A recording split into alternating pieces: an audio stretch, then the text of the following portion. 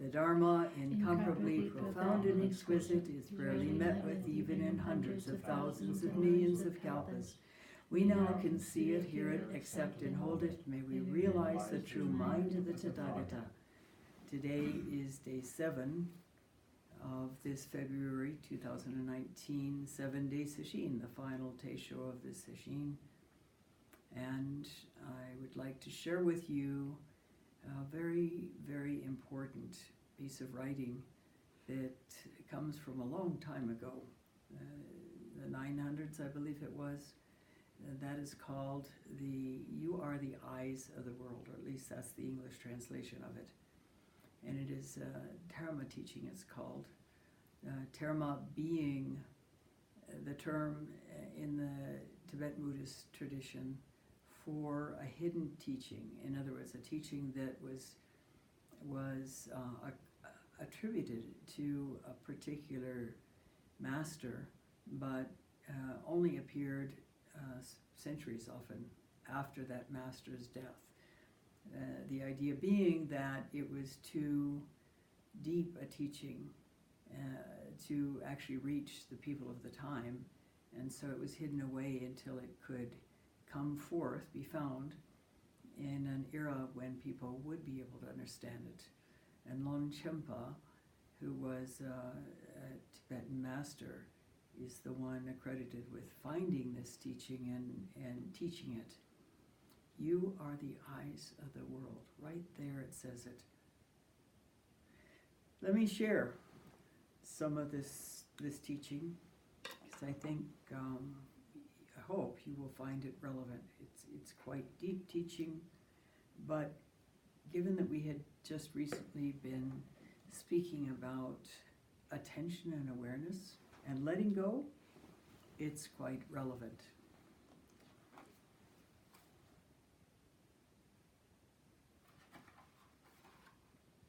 But first, it is Longchenpa's synopsis, it says here, and practical guide is called The Jewel Ship, a guide to the meaning of pure and total presence, the creative energy of the universe. A guide to the meaning of pure and total presence, the creative energy of the universe, the creative energy of the universe. And this is what quantum physics is discovering. I recently in a teisho mentioned a book that's just come out called The Quantum Revelation, in which it speaks to the current revelations of quantum physics and how they were expressed actually millennia ago by the Buddha and his students, his senior disciples who became successors of his. This is really quite deep teaching, but if we extend the out-breath, that is our fundamental practice here, the Susok'kan it's called, extend it beyond where we would ordinarily breathe in. It requires a letting go, which then opens us to this profound state of awareness that is being spoken of here. In the textual introduction, this is what is said.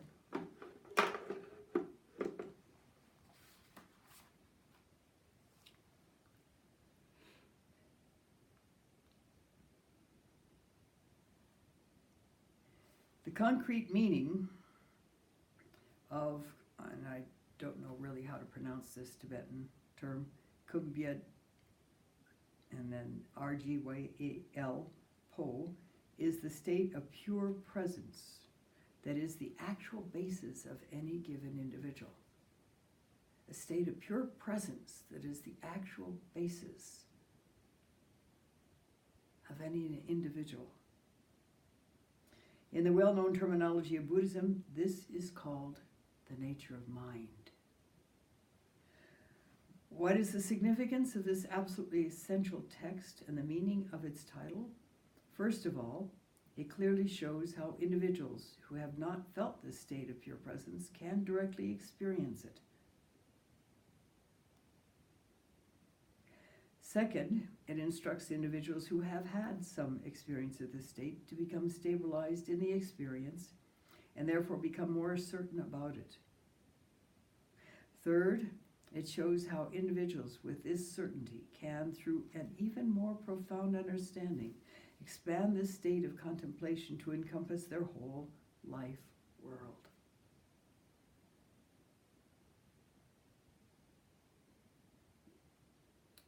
Since this special text is concerned with and is able to provide for such experiences, it bears the title, The Supreme Ordering Principle of the Universe. The Supreme Ordering Principle of the Universe.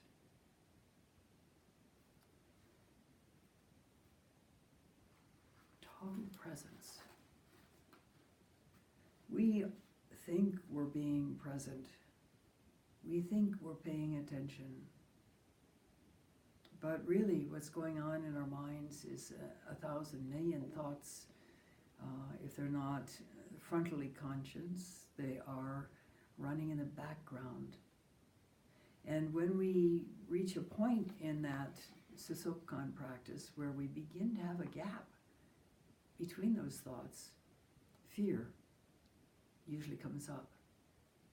If we're not constantly thinking, or as Mitra-roshi called it, thoughting, are we going to disappear? Are we going to die and never come to life again? It's a frightening prospect for many people. Of course, as you go deeper and deeper and deeper in your practice, you realize that truly there is no beginning to life and no end to it. It is beyond beginning and end. It's almost as if there is this experience, and every so often there's a little blip on it that we call dying, and there's a little blip on it and another time that we call being born, and an endless series of dying and being born, dying and being born. But no end, no end. This gives us hope because it represents an opportunity to work so deeply on ourselves, to let go so completely that our innate compassion and wisdom is manifest in everything we do or say or think. And we can, as the Bodhisattva vow speaks to, offer ourselves for the relief of suffering in the whole universe. Relief of suffering. The book I spoke about the other day, Letting Go, by the psychiatrist. In his own life, because he had let go so much through various different experiences, it was amazing, apparently, how much relieving of suffering he was able to do without lifting a finger. The more let go we are, the more present we are, that means then the less invested in a self-image that needs to be protected, that needs to be defended at all costs, can be primary. And in fact, if we let go enough, we see through that self-image, and it's either a shadow itself or it simply goes away. And what that allows then is the amazing freedom of being able to respond in each moment clearly, without hindrance to whatever the circumstances unfold as. When we are caught in our self-image, which requires that we aren't very present, then it's as if we're living in boxes. We're limited in how we can respond. Most of the times we react to life, and that begets pain and suffering for ourselves and for others. To be able to see clearly where we have done something inappropriate, caused some pain or some harm or some discomfort, and to be able to go right there to apologize for it, to do what we can to make it right. If we're caught in our self-image, we don't want to do that. Instead, we're defending the self-image. I didn't do that. I didn't say that. I didn't mean that. There is tremendous freedom in being able to live in the present moment, letting go, surrendering, in the very best sense of the word, to whatever comes our way. It relieves a great deal of suffering, actually. If there's nobody to be defended, which really there isn't, then there isn't that tightening of the body, barricading ourselves against being seen as somebody who's this, that, or the other negatively. At the other side of it, there's no preening when people express something positive about us. Oh, what a great whatever you did.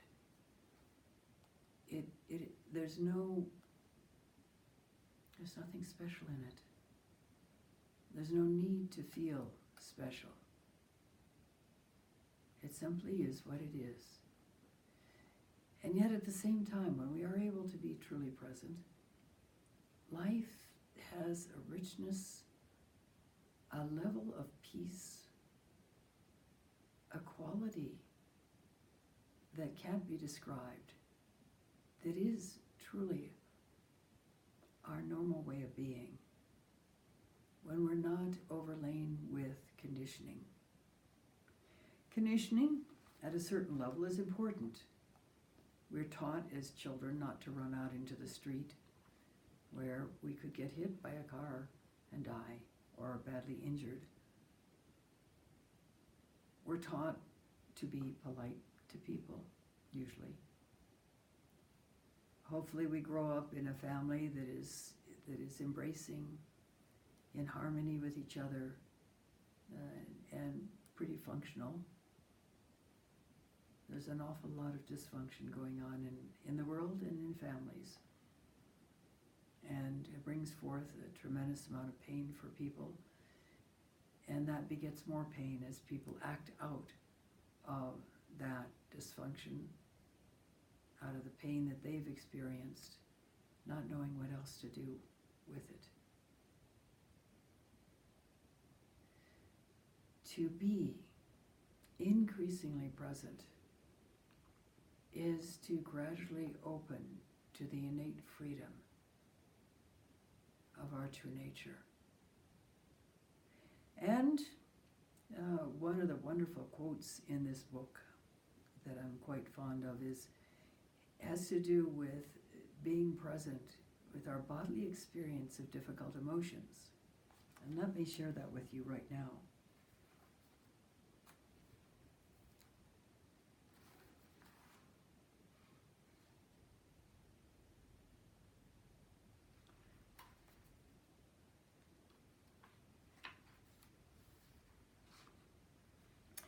It is, the paragraph describing it is entitled, "The Passions Are Intrinsically Freed." And this is how it reads. Though attachment, aversion, dullness, pride, and envy may arise, and we could actually include any negative feeling, any painful or difficult feeling, Fully understand their inner energy. Recognize them in the very first moment before karma has been accumulated. Tune in before you react. And when you tune in enough, deeply enough, physically, we're not analyzing our emotion. We're tuning into the energy in our body that expresses that emotion. And if we tune in deeply enough, we don't feel the urgency to act out. We don't need to react. Something else incredibly valuable happens instead. In the second moment, look nakedly at this state and relax in its presence. Then, whichever of the 5 passions arise becomes a pure present, free in its own place without being eliminated. It emerges as the pristine awareness that is clear, pleasurable, and not conditioned by thought. Though attachment, aversion, dullness, pride, and envy may arise, fully understand their inner energy.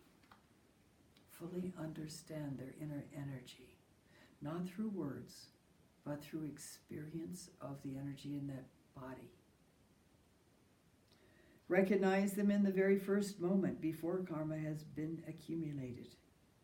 In the second moment, look nakedly at the state. Open to it. Allow yourself to feel it even more fully, that energy, and relax in its presence. Then, whichever of the 5 passions, or any other passions for that matter, or any other difficult feelings arise, it becomes a pure presence, freed in its own place without being eliminated.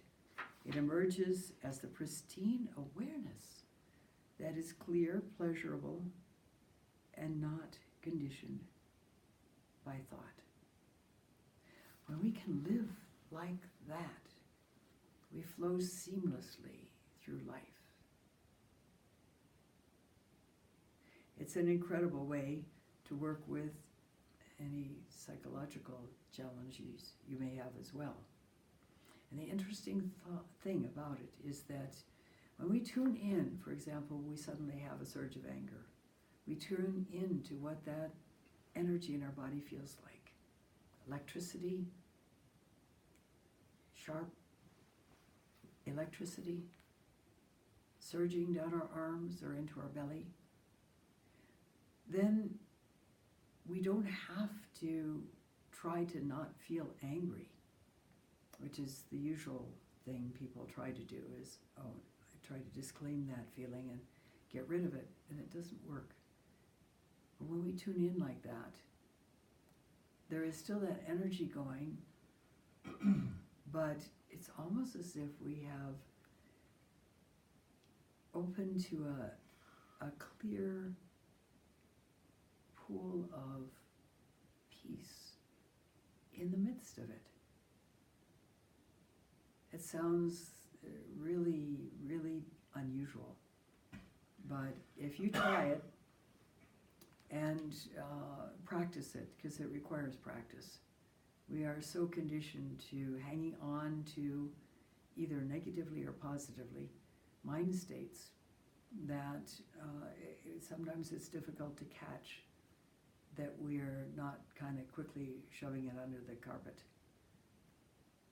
It requires opening to the physical experience of whatever that is. And it goes for anything, a thought, an idea, an emotion. It doesn't matter what it is. To practice that pure presence in each moment is truly liberating.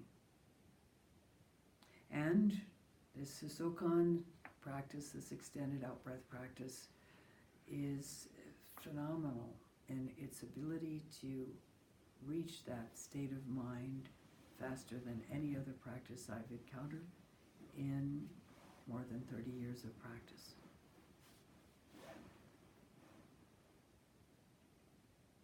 It allows us to open to that depth of beingness, that flow, that indescribable.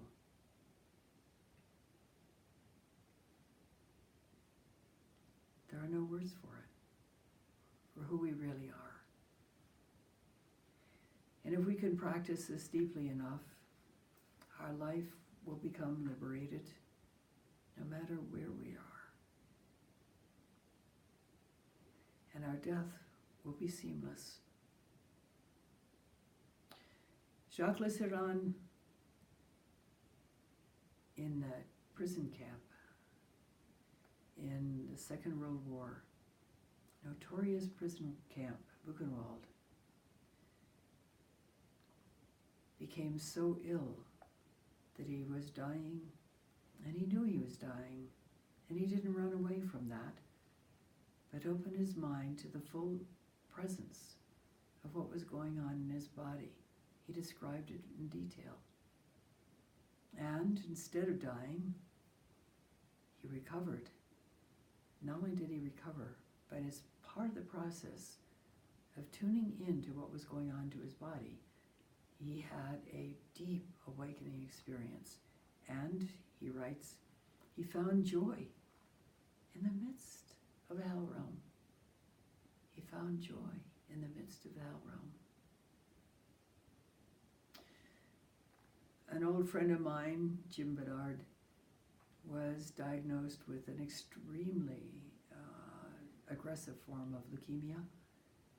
In fact, they had to get him well enough to be given the treatment that would attempt to save his life before they could even begin treating him. 7 months he was in the hospital. 3 times his family was called in to say goodbye to him. The last time that happened, he found himself in a hell realm, a torturous realm. And then he caught sight of an old man with a little wispy beard, dressed only in a kind of a loincloth of animal skins. And the man had such kindly eyes that Jim wondered what he was doing there in hell. The man came over to him and led him through a kind of a vaporous curtain into a land of such profound peace, and laid him down against the back of an animal. I understand it was a lion. People were, and animals were listening to a talk by someone. He recovered and eventually went to Japan on pilgrimage with his teacher, my Dharma sister Sunyana. And one of the places they visited was Sanju Sangendo, the hall of 10,000 kanon, which is a very, very long hall filled with standing figures, gilded standing figures, life-size basically, of kanon, the Bodhisattva of compassion.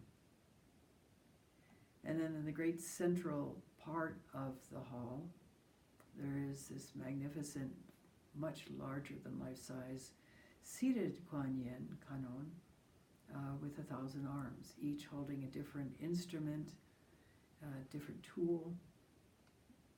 The idea being that she would offer whatever was most effective to people in pain and suffering. And then all along in front of this row by row by row by row of gilded standing bodhisattvas were 3/4 life-size figures. And one of them was this little man, elderly man, dressed only in animal skins from his waist down. Very kindly looking man, offering a scroll. He was known as let's see, what was his name? And basically, mountain hermit is what it translates to. And when Jim saw that figure, he said, "That's the man that led me out of hell." To be in hell and yet be untouched by the hellishness of it, that's what happened after Jacques Lutheran had his deep awakening. After that, people woke him up in the middle of the night and led him, because he was blind, led him to people who were freaking out from the agony, from the distress, from the horror of being in a place that was severely overcrowded, where the prisoners were underfed and starved, really, and where periodically they were taken out and either shot or sent to what they euphemistically called the showers, which were gas chambers, or murdered by their fellow prisoners who had just gone berserk, or even killed by sadistic guards. Death was everywhere. Suffering was everywhere. But he had so deep a peace about him that he was led to others and could calm them down simply by his presence. Presence. By his profound presence. This is the hallmark of these people, whether it is the mountain hermit who went into hell, the man with the kindly eyes. He had such presence that he was unscathed by hell. Jacques Lutheran had gone so deep into presence that he could continue living in that presence. That presence is available to each one of us, no matter how hellish our life has been. Recently was thinking about some people I know who are undergoing or have undergone something that in astrology is called the shamanic initiation or the Saturn return. It's a time when everything is upset in our life. Suddenly, things are chaotic, distressing. We don't know where to turn. We go upside down. It's a terrible, terrible time in our life. It was at that point in my life that I myself got into Zen practice. Other people, their lives radically change. And I'm watching this happen now to some people that I deeply care about. Presence.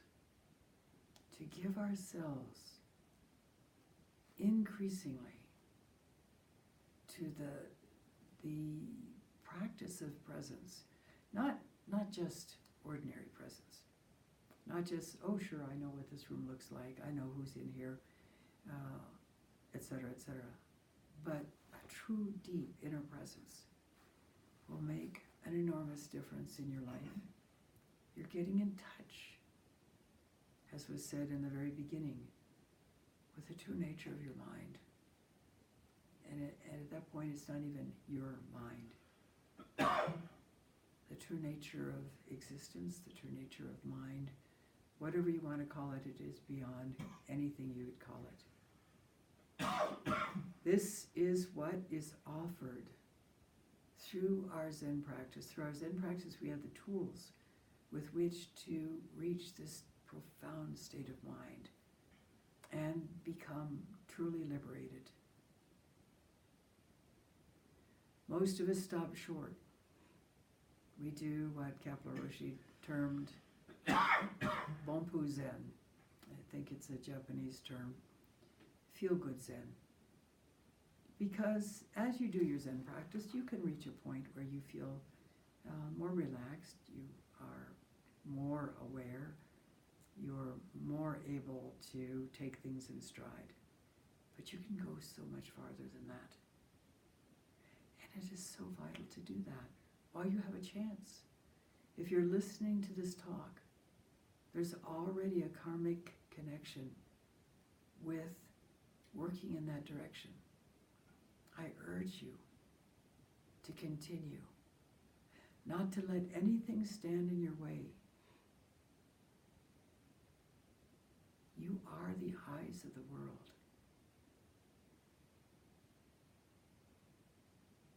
Let yourself realize it. Thank you for listening, and we'll stop now and recite the verse.